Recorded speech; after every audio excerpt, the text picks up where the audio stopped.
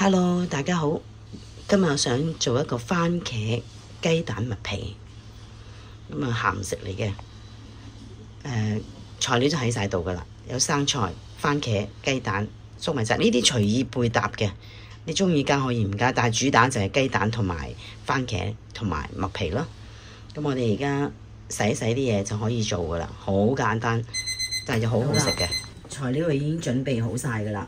咁我哋就開始準備做啦，其實好簡單嘅。咁我哋而家開始，咁我哋落油啦。我哋要爆香啲材料先，可以放啲番茄落去爆佢啦，爆香啲番茄。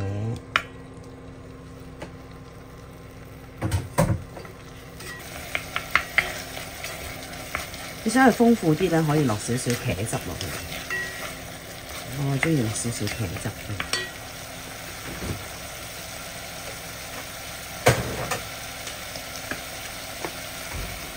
茄汁，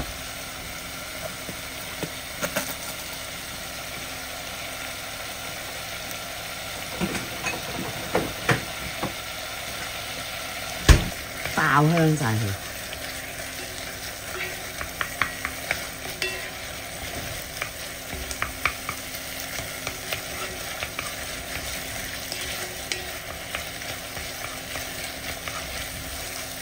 呢個時候落埋啲粟米，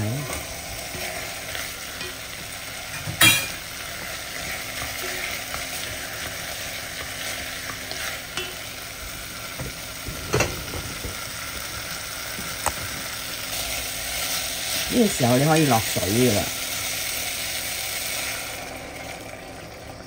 滾嘅水啊，一定要滾嘅水啊。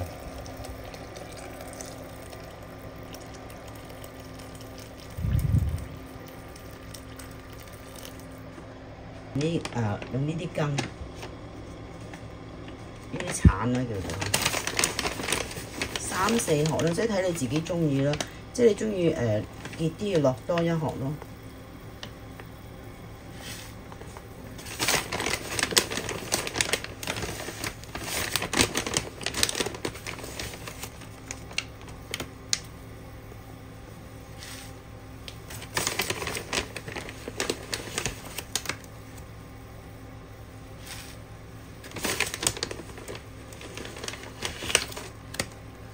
好，落多殼4殼，睇情況啦。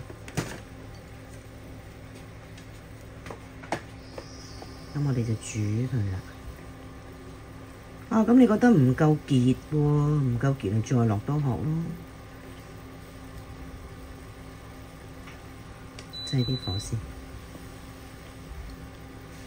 係啦。咁炒俾度落埋青瓜啦。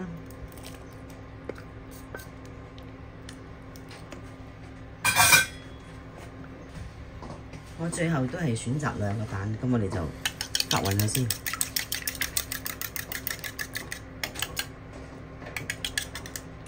我中意咧就唔好太發得太勻嘅，係有少少蛋白，有少少蛋黃咁樣，我就喜歡咁樣。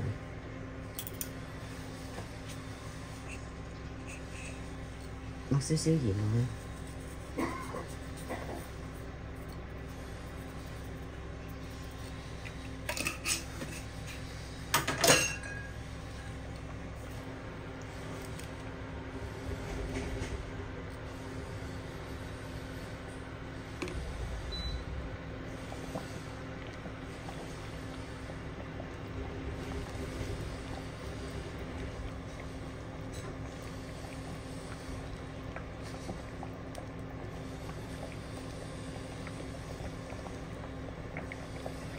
逐啲落啊，一路落一路攪，一路落一路攪。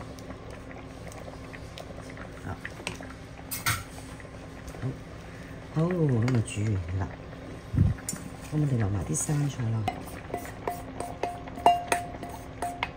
好，咁就煮完噶啦。其實已經熄得火噶啦，因為生菜咧如果太耐咧就唔好食嘅。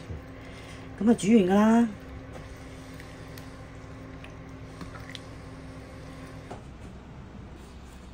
好，咁啊搞掂晒啦！早餐呢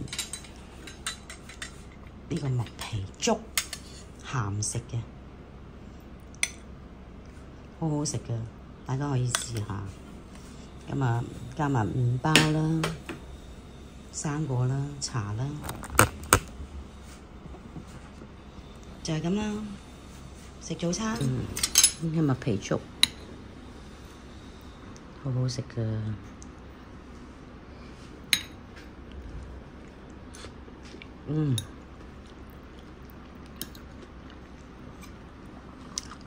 好食，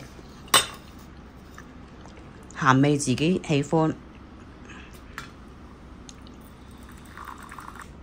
唔飽就加個麵包，加個豬仔包。